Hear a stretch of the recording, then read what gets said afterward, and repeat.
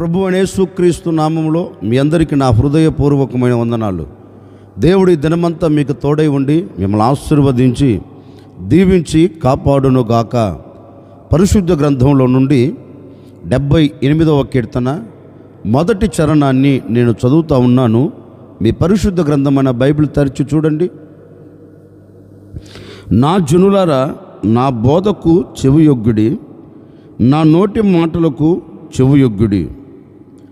దేవాతి దేవుడు తన మనసులో ఉన్న అభిలాషను, దేవాతి దేవుడు తన మనసులో ఉన్న ఆలోచనను, దేవాతి దేవుడు తన మనసులో ఉన్న ఉద్దేశాన్ని, కోరికను వ్యక్తపరుస్తూ ఈ ప్రజలతో చెప్తున్నారండి.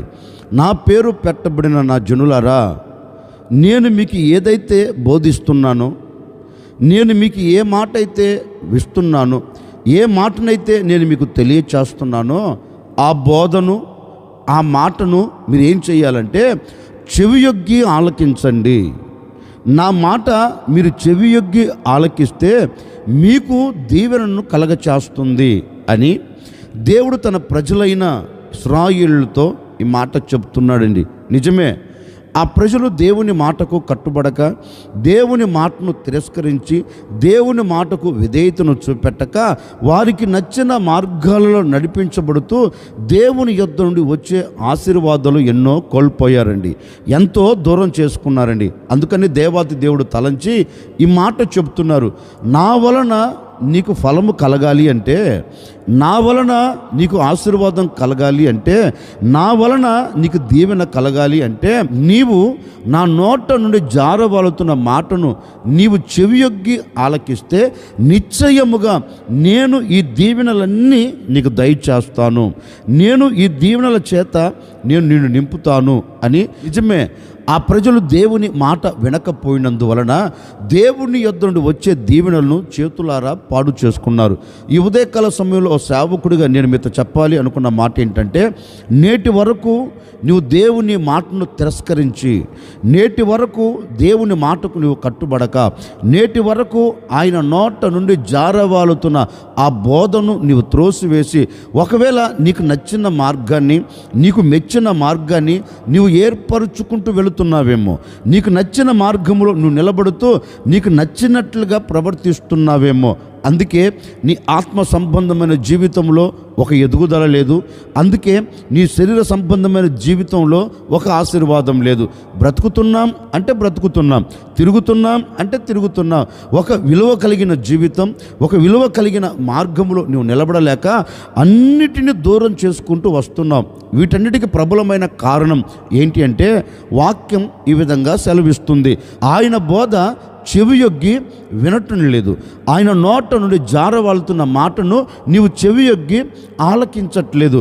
అందుకే ఈ పరిస్థితులు నీ వ్యక్తిగత జీవితంలో, ఈ పరిస్థితులు నీ కుటుంబంలో పడి నీ కుటుంబం అంతటిని గందరగోళం చేస్తున్నాయి.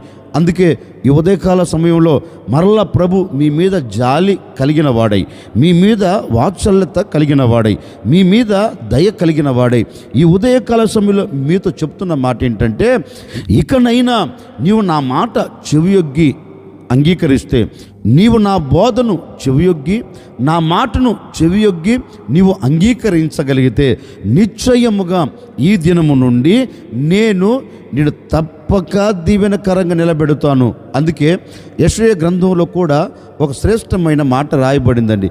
మీరు సమ్మతించి నా మాట గైకొనిన ఎడల మీరు భూమి యొక్క మంచి పదార్థములు అనుభవిస్తారు అని. నిజమే కదండి, మనం దేవుని మాట వినకపోయినందువలన, దేవుని మాటకు మనం కట్టుబడకపోయినందువలన ఏ శ్రేష్టమైన పదార్థాలు మనం అనుభవించలేకపోతున్నాం, ఏ శ్రేష్టమైన ఈవులు మనం పొందుకోలేకపోతూ ఉన్నాం.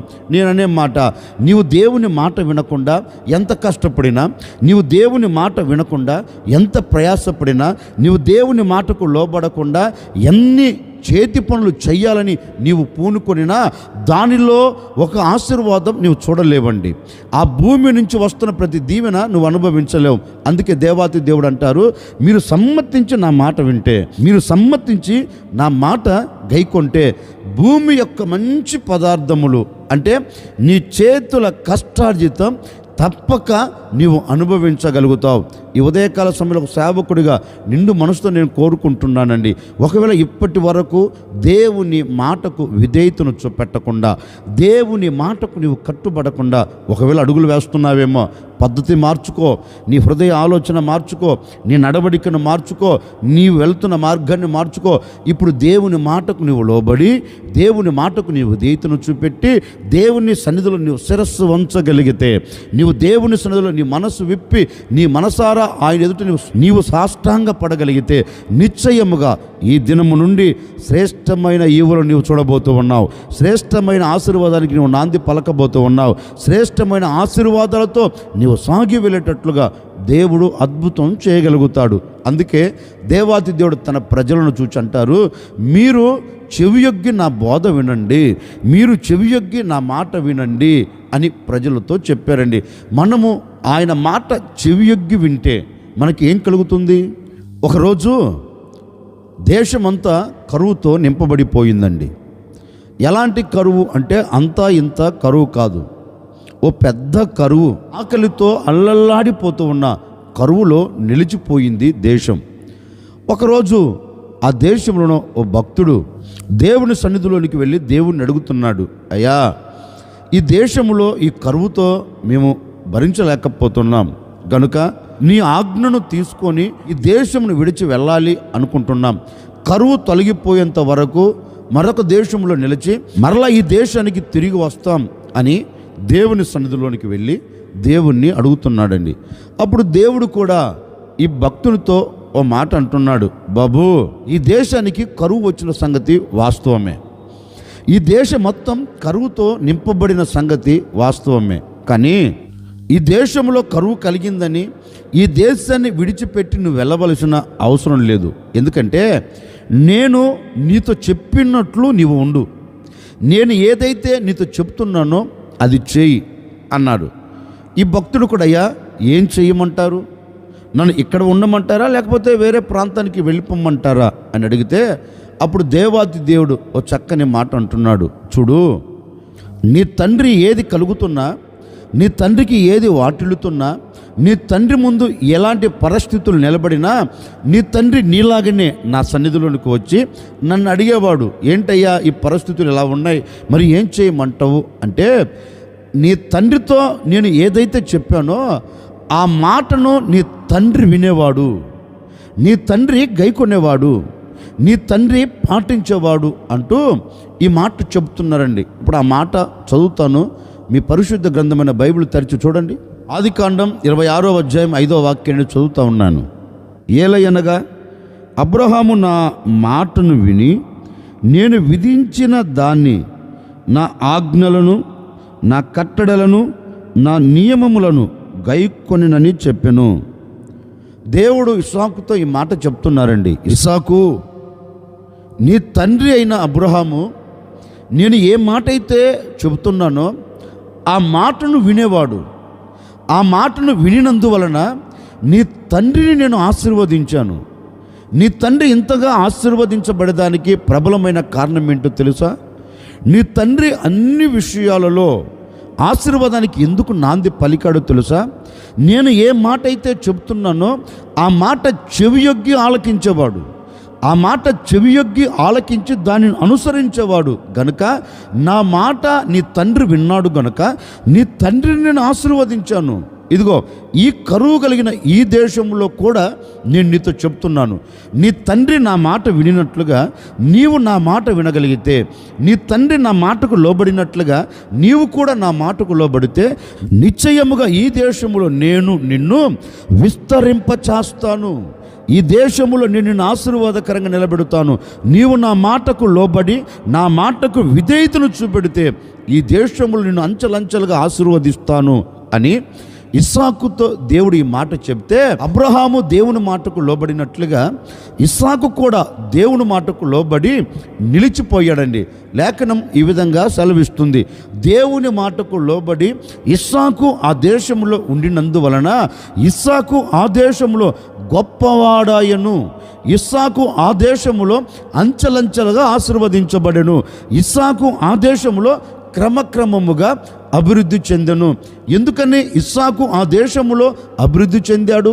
కరువు కలిగిన దేశంలో ఎందుకు సమృద్ధిని చూడగలిగాడు అంటే లేఖనం చెప్తుంది, దేవుని మాటకు లోబడ్డాడు, దేవుని మాటకు విధేయతను చూపెట్టాడు. అందుకే ఇస్సాకు సంతతిని, ఇస్సాకు కుటుంబాన్ని దేవుడు విస్తరింప చేశాడండి. ఈ ఉదయకాల సమయంలో నేను కూడా మీతో చెప్పాలి అనుకున్న మాట ఏంటంటే, మరి నీ కుటుంబం ఎందుకు ఆశీర్వాదకరంగా నిలబడట్లేదు? నీ కుటుంబం ఎందుకు దీవెనకరంగా మలచబడట్లేదు? నీ కుటుంబం ఎందుకు దీవెనకరంగా సాగిపోవట్లేదు? నీ కుటుంబం ఆనందకరంగా ఎందుకు బ్రతకట్లేదంటే ఒకటేనండి, అతని కుటుంబం ఆశీర్వదించబడుతూ విస్తరించబడుతూ దీవెనకు నాంది పలికింది. మరి మన కుటుంబం ఎందుకు విస్తరించబడవలసిన మన కుటుంబాలు, ఆశీర్వాదానికి నాంది పలకవలసిన మన కుటుంబాలు ఎందుకు దిగజార్చబడుతున్నాయంటే దేవుని మాట నువ్వు చెవియొగ్గి వినట్లేదు, దేవుని మాటకు నీవు విధేయతను చూపెట్టట్లేదు, దేవుని మాటకు నీవు లోబడట్లేదు, మానవుని మాటకు నువ్వు లోబడుతున్నావు. అందుకే అలాగే పడిపోతున్నావు. మానవుని మాట నీవు వింటున్నావు కానీ దేవుని మాట వినలేకపోతున్నావు. నిన్ను ఆశీర్వదించగలిగిన దేవుని మాటను వినట్లేదండి. నిన్ను ఆశీర్వదించగలిగిన దేవుని బోధను నువ్వు చెవియొగ్గి వినట్లేదు. అందుకే ఆశీర్వాదం నీ దగ్గర నిలబడినా దాన్ని చూడలేకపోతున్నావు. ఆశీర్వాదం నీ ముంగిటి నిలబడి నేను పలకరిస్తున్నా దానిని అనుభవించలేకపోతున్నావు. కారణం ఏంటంటే నీవు చెవియొగ్గి ఆయన మాటను అంగీకరించట్లేదు. అందుకే ఈ ఉదయకాల సమయంలో ఓ సేవకుడిగా నేను మీతో చెప్తున్నానని, నా దేవుని మాట నీవు సమ్మతించి, నా దేవుని మాటకు నీవు లోబడి, నా దేవుని మాటకు నీవు విధేయతను చూపెట్టగలిగితేనండి, ఈ దినము నుండి ఇస్సాకును అభివృద్ధి చేసిన దేవుడే నిన్ను అభివృద్ధి చేయబోతున్నాడు. ఇస్సాకును విస్తరింప చేసిన దేవుడే నిన్ను విస్తరింప చేయబోతూ ఉన్నాడు. నీవు దేవుని మాటను వింటే చాలండి, దేవుని బోధను నువ్వు చెవియొగ్గి అంగీకరిస్తే చాలండి, నీ బ్రతుకులో నీవు అద్భుతం నువ్వు చూడబోతూ ఉన్నావు. నీ బ్రతుకులో ఒక నవనూతనమైన కార్యం అనుభవించబోతూ ఉన్నావు. దేవుని మాటను వింటాను, దేవుని మాటకు లోబడుతానని మనసు విప్పి మనసారా ఆయన పాదాలు పట్టుకొని నువ్వు ఆయనను అడగగలిగితే తప్పక నేను ఆశీర్వదించగలిగిన దేవుడు హస్తమును చాపబోతూ ఉన్నాడు. ఆయన చేతుల దాచబడిన ప్రతి ఈవులు నీవు పొందేటట్లుగా అద్భుతం చేయబోతూ ఉన్నారు. ఈ ఉదయకాల సమయంలో నువ్వు తీసుకోవలసిన ఒకే ఒక చిన్న నిర్ణయం, దేవుని మాట నీవు చెవియొగ్గి వింటే తప్పక నా దేవుడు నిన్ను విస్తరింప చేయబోతూ ఉన్నాడు, నిన్ను అంచెలంచెలుగా అభివృద్ధి చేయబోతూ ఉన్నారు. దేవుని మాట మనం వినేదానికి కొంచెం కష్టంగానే ఉంటుంది. పరిశుద్ధ గ్రంథంలో ఒక చక్కని మాట రాయబడిందండి. ఏమని రాయబడిందంటే, ఈ ఇశ్రాయేలు దేశాన్ని పరిపాలన చేస్తున్న రాజు ఒకరోజు ఒక నిర్ణయం తీసుకున్నారు. నేను ఆ దేశం మీదకి యుద్ధానికి వెళితే జయాన్ని చూడగలుగుతానా అని చాలామంది ప్రవక్తలను పిలువనంపించారు. అందరూ ప్రవక్తల నోట వచ్చిన మాట ఏంటంటే, రాజా నువ్వేం కంగారు పడవలసిన అక్కర్లేదు, నిశ్చయముగా ఆ దేశం మీద నువ్వు జయం పొంది తిరిగి రాగలుగుతావు అన్నారండి. ఈ రాజు కూడా ఎంతో ఆనందకరంగా ఎంతో సంతోషకరంగా ఉన్నాడంటే, ఇక నాకు తిరుగులేదు అన్నట్లుగా, ఇక నాకు తిరుగులేదు అన్నట్లుగా సంతోషాన్ని వ్యక్తపరుస్తున్నారండి. అంతలో మరొక రాజు అంటారు, మరొక ప్రవక్త ఈ దేశంలో లేరా అని అడిగితే ఆ రాజు అంటారు, ఉన్నారు, కానీ ఏ ఒక్కరోజు కూడా నాకు అనుకూలంగా అతను మాట్లాడడు, ఏ ఒక్కరోజు నాకు అనుకూలంగా అతడు చెప్పడు, ప్రవచించడు. అంటే ఈ రాజు ఇశ్రాయేలు దేశాన్ని పరిపాలన చేస్తున్న రాజుతో అంటారు, సరే అతనిని కూడా పిలువనంపించండి, అతని నోట ఏ మాట ఉందో అది కూడా తెలుసుకుందాం అన్నారు. ఆ ప్రవక్తను పిలువనంపించారు. ఆ ప్రవక్త కూడా ఈ రాజుల ఎదుట నిలబడ్డారు. ఇప్పుడు ఈ రాజులు అడుగుతున్నారు, మేము రామోత్ గిలాదు మీదకి యుద్ధానికి వెళుతున్నాం, ఆ యుద్ధంలో మాకు జయం కలుగుతుందా అని అడిగారు.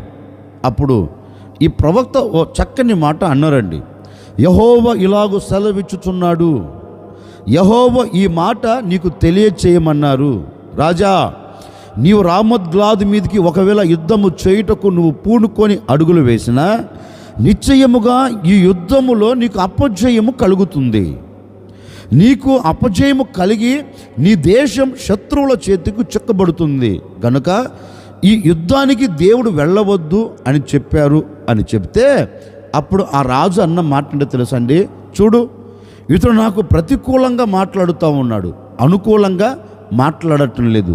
నాకు అనుకూలంగా మాట్లాడడు అని నాకు తెలుసు, నాకు ప్రతికూలంగా ప్రవచిస్తాడని తెలుసు, అందుకే నేను ఇతన్ని పిలవనంపలేదు. అప్పుడు ఈ ప్రవక్త అంటాడు, కాదయ్యా, నీ క్షేమము కోరిన వాడినే చెప్తున్నాను. యెహోవా ఇలాగూ నీతో చెప్పమన్నాడు, దేవుని మాటని నీకు తెలియచేస్తున్నాను. ఒకవేళ సాహసించి వెళితే నీకు దీవెన కలగదు, నీవు సాహసించి అడుగులు వేస్తే నీకు ఆశీర్వాదం కలగదు, అపజయం కలుగుతుంది. నా మాట విని వెళ్ళవద్దు అన్నాడండి. వెళ్ళకుండా ఆగాడండి. దేవుని మాటను తిరస్కరించి అడుగులు వేసి వెళ్ళాడు. ఏం కలిగింది? అపజయం కలిగిందండి. దేవుని మాటను త్రోసిపుచ్చాడు కనుకనే ఆశీర్వాదకరంగా ఉండవలసిన వ్యక్తి ఆశీర్వాదకరంగా లేక శాపమును మూటగట్టుకున్నాడండి. ఎందుకని? దేవుని మాట సమ్మతించి గైకొనలా.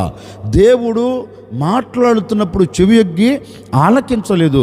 అందుకే ఆశీర్వాదానికి బదులు శాపమును మూటగట్టుకున్నాడు, దీవెనకు బదులు శాపమును అనుభవించాడు, ఆనందానికి బదులు దుఃఖమును చూడగలిగాడు, జయమునకు బదులు అపజయమును చూడగలిగాడు. ఎందుకని అంటే దేవుని మాటను ఉల్లంఘించినందువలన ఈ రోజున సంఘములో, సమాజంలో అండి దేవుని నమ్మిన వ్యక్తులే దేవుని మాటను తిరస్కరించుచు, దేవుని మాటను కాళ్ళతో తన్నుచు, అంటే వారికి అనుకూలంగా మాట్లాడుతూనేమో ఆనందకరంగా ఉంటారు. వాక్యము వారితో మాట్లాడుతుందనుకోండి, ఆనందకరంగా సంతోషకరంగా గంతులు వేయగలుగుతారండి. అదే కానీ ఒక హెచ్చరికతో కూడిన దేవుని మాట, సరిచేయగలిగిన దేవుని మాట వారి హృదయము లోనికి వెళ్ళి హృదయాన్ని తాకుతూ ఉంటే ఏమైపోతారంటే ఆ మాటను ఉల్లంఘించి అడుగులు వేస్తారు. అడుగులు వేస్తున్నందువల్లనే ఈనాటి వరకు పతనమైపోతున్నావు. అడుగులు వేస్తున్నందువలనే ఈనాటి వరకు దిగజార్చబడుతున్నావు.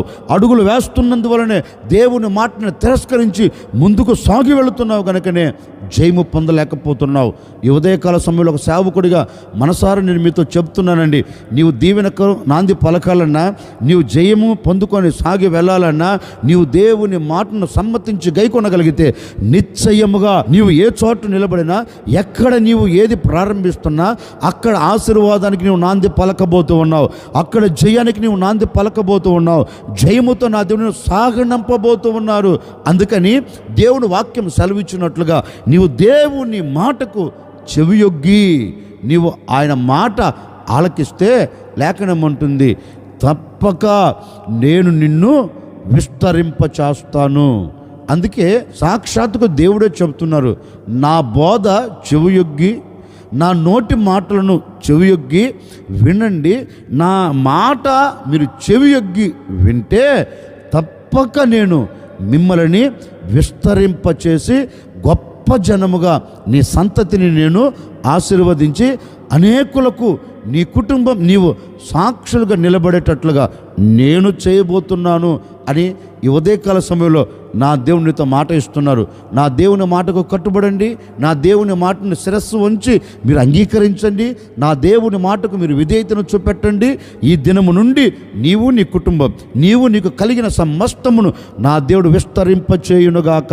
నీ వ్యాపారంలో ఒక ఆశీర్వాదం కలుగునుగాక, నీ చేతి పనులో ఒక ఆశీర్వాదం కలుగునుగాక, నీ కుటుంబానికి ఒక ఆశీర్వాదం కలిగి ఈ దినమంతా నీవు సంతోషకరంగా సమాధానకరంగా సాగి వెళ్ళుదువుగాక. తల వంచున ఒక చిన్న ప్రార్థన. ఆశ్చర్యకరుడా మీకు స్తోత్రాలు చెల్లిస్తూ ఉన్నాము తండ్రి. నిజమే, నీ మాట వినక, నీ మాట చెవియొగ్గి మేము ఆలకించక ఎన్నో సందర్భాలలో గొప్పగా కూల్చబడుతూ వచ్చాం. ఈ ఉదయకాల సమయంలో మీ మాటలు వింటున్నాం. నీ మాట ఇక మీదట చెవియొగ్గి మేము అంగీకరించబోతున్నామయ్యా. తప్పక మమ్మల్ని ఆశీర్వదించండి, తప్పక మమ్మల్ని దీవించండి. ఈ దినము నుండి నీ మాటకు మేము శిరస్సు ఉంచుతున్నాం కనుక మమ్మల్ని, మా కుటుంబాల్ని, మమ్మల్ని మాకు కలిగిన సమస్తములో ఒక అభివృద్ధి కలుగునట్లుగా సహాయం చేసి నడిపించమని, ఈ దినమంతా కూడా నీ సన్నిధిని మాతో కూడా పంపి మాకు క్షేమమును దయచేయమని యేసు నామములు అడిగి వేడుకొనుచున్నాము తండ్రి. ఆమెన్. ఈ దినమంతా నా ప్రభు కృప మీకు తోడై ఉండి మిమ్మల్ని ఆశీర్వదించి విస్తరింపచేసి గొప్ప చేయునుగాక.